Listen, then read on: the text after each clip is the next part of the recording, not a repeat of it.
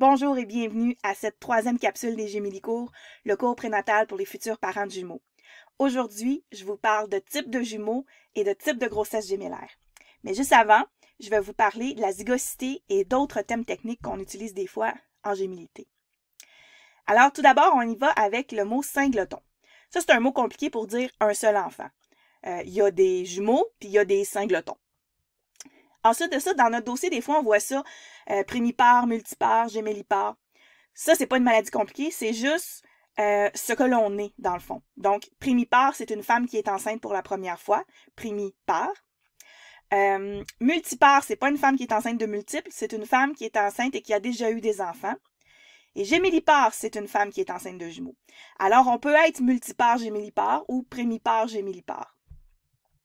Ensuite de ça, il y a le terme zygosité. C'est un mot vraiment compliqué pour dire est-ce que mes jumeaux sont identiques ou non identiques. En d'autres mots, est-ce que c'est des vrais ou des faux jumeaux? Personnellement, je déteste cette appellation-là de faux jumeaux parce que même si mes jumeaux c'était garçon-fille puis qui étaient non identiques, croyez-moi, c'était une vraie grossesse de jumeaux et un vrai accouchement de jumeaux. Puis à rendu à la maison, c'était pas des jumeaux de plastique, c'était les vrais jumeaux. Alors pour moi, il n'y a pas de question de vrai ou de faux jumeaux, c'est identique ou non identique. Le dernier terme que je vais vous parler, c'est chorionique amniotique. Ça, c'est un mot vraiment compliqué pour dire combien j'ai de poches, de piscine dans laquelle le bébé flotte et combien j'ai de placenta. Le placenta, c'est comme la boîte à lunch du bébé. Est-ce que j'ai juste une boîte à lunch pour les deux bébés ou chaque bébé a sa boîte à lunch? Maintenant, on va y aller un petit peu plus en profondeur pour essayer de déterminer les types de jumeaux et les types de grossesse gémellaire. Alors, au niveau des types de jumeaux, on en a deux.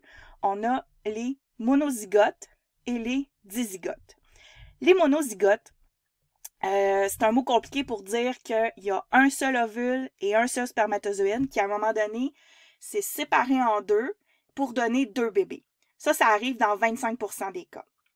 Ensuite de ça, on a la grossesse, pas la grossesse, les jumeaux dizygotes, où est-ce qu'on a deux ovules, deux spermatozoïdes qui vont donner deux bébés différents. Ça arrive dans 75% des cas de jumeaux. Donc, c'est les jumeaux les plus fréquents. Maintenant, les types de grossesse gémellaire, on en a trois. Il y a les dichorioniques diamniotiques, les monochorioniques diamniotiques et les monochorioniques monoamniotiques.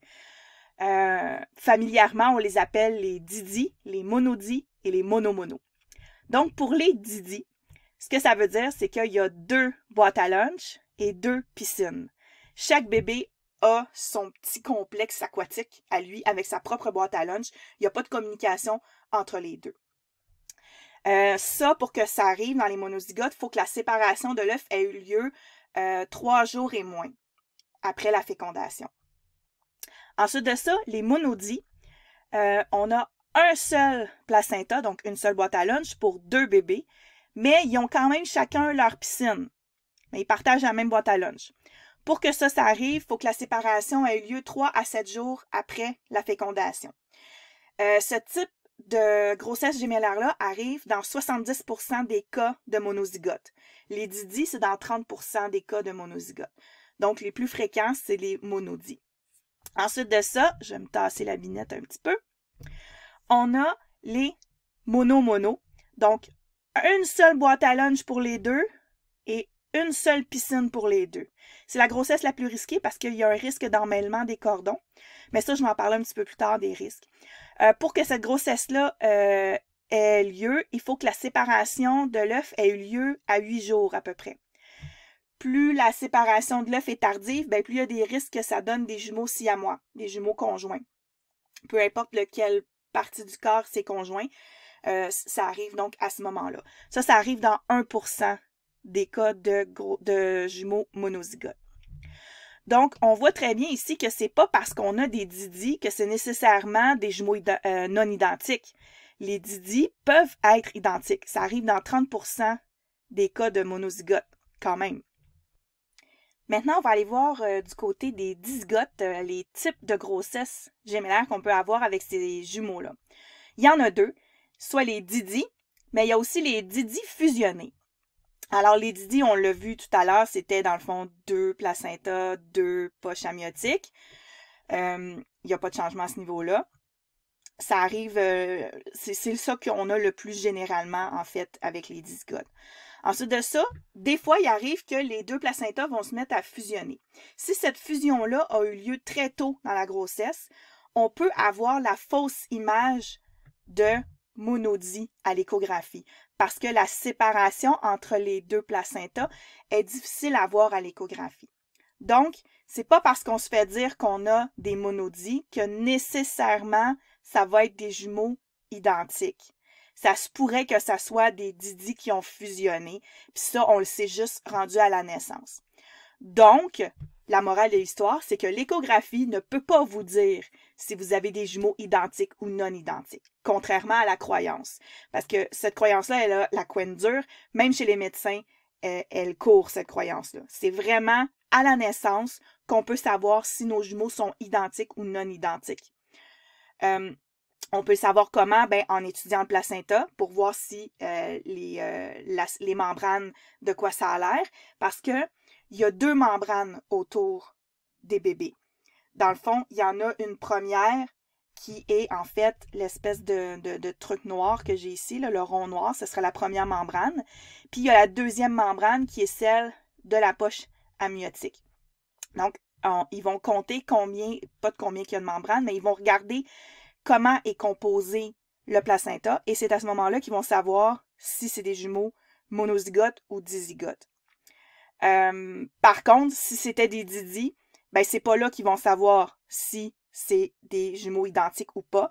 Ça va être quand les enfants vont vieillir, on va se rendre compte qu'ils se ressemblent vraiment beaucoup. On peut faire un test d'ADN pour voir si l'ADN est identique. Si la test d'ADN est identique, ça veut dire que c'est des jumeaux identiques. Si c'est pas identique, ça veut dire que c'est des pas identiques. On peut se demander, ça servira à quoi de faire un test d'ADN? Ben, il y en a pour qui c'est très important. C'est une question d'identité, une question de développement de la personnalité, savoir suis-tu un jumeau identique ou non. Il y en a pour qui ça change rien, puis ils veulent pas nécessairement savoir, puis c'est bien correct comme ça aussi. Mais sachez que pour avoir le fin mot de l'histoire, ben c'est avec un test d'ADN qu'on le sait, et ça, à l'hôpital, ils nous le proposent pas. Il faut débourser pour avoir ça. On va sur Internet, puis on fait des petites recherches à ce niveau-là. Pour imager un peu plus, je vous présente mon placenta ici. Quand j'ai un singleton, j'ai une poche, pas une poche, un placenta comme ça et une piscine avec les 2 membranes. Quand j'ai des didis, j'ai 2 kits comme ça dans la bédaine. Quand j'ai des monodies, j'ai une poche, pas une poche, un placenta et une poche comme celle-là. Par contre, j'ai 2 poches comme celle-là, comme la deuxième membrane. Oups, là, il est en train de naître, là, il va trop vite.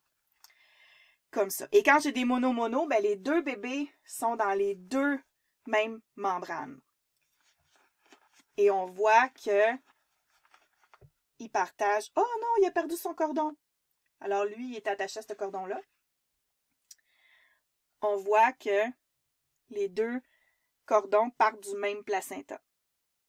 Le placenta, je trouve ça intéressant de montrer à quoi ça ressemble.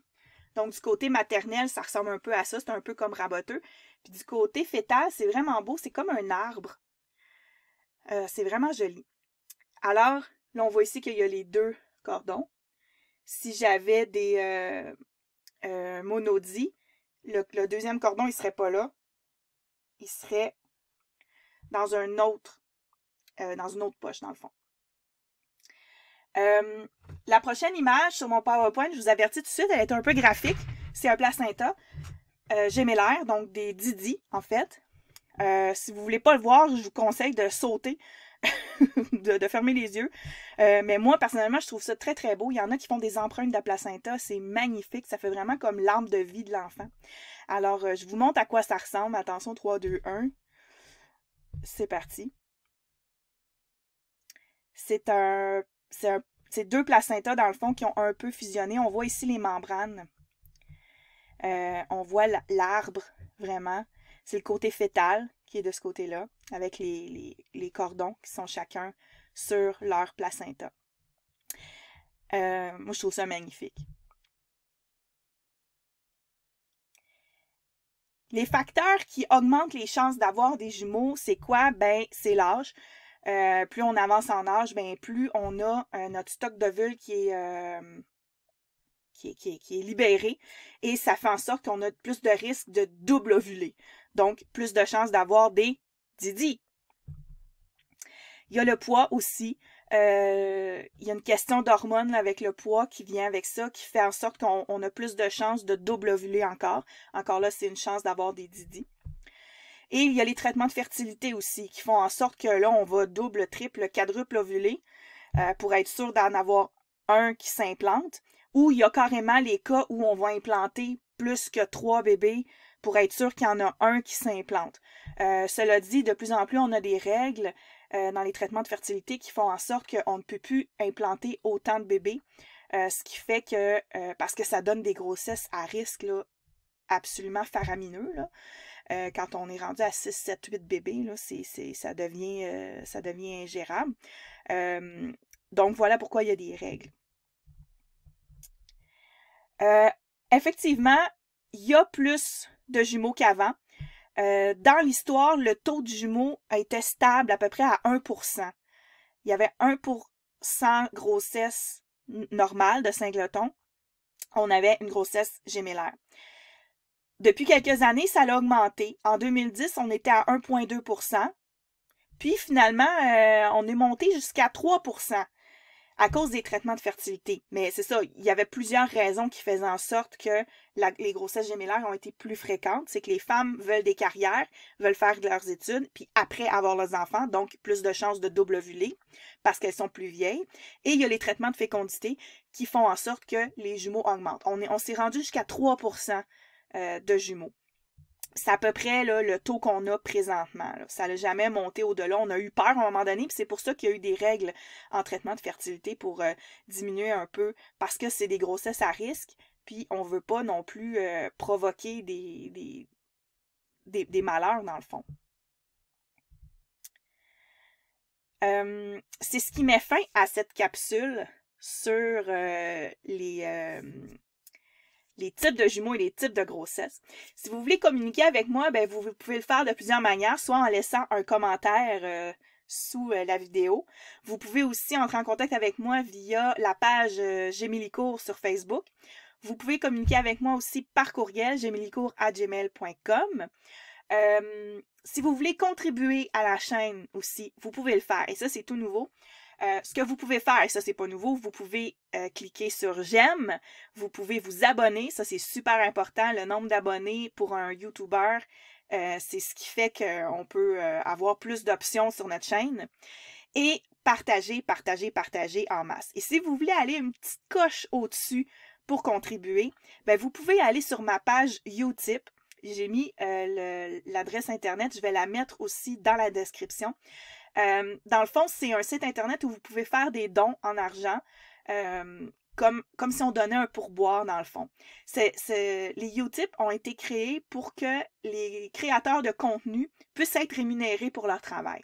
Donc moi, pour créer les Gemilicourt, ça m'a pris un bon 5-6 ans que j'ai travaillé très fort pendant plusieurs années. Donc, si vous voulez me dire que vous avez apprécié ce travail-là, ben, je vous invite à faire un don. Il n'y a pas de petits dons. Il y a ce que vous voulez donner, ce que vous pouvez donner. Et puis moi, ben, ça me permet de continuer à vous donner du contenu sur les jumeaux. Parce que bien sûr, je vais continuer, après avoir mis toutes mes capsules Gemilicourt, je vais essayer de continuer à alimenter la chaîne le plus possible. Puis je vais pouvoir aussi, quand je vais avoir terminé mes études à la maîtrise en études québécoises, ben, je vais pouvoir continuer à apporter des informations sur la gémilité parce que je fais un mémoire sur l'histoire de la gémilité.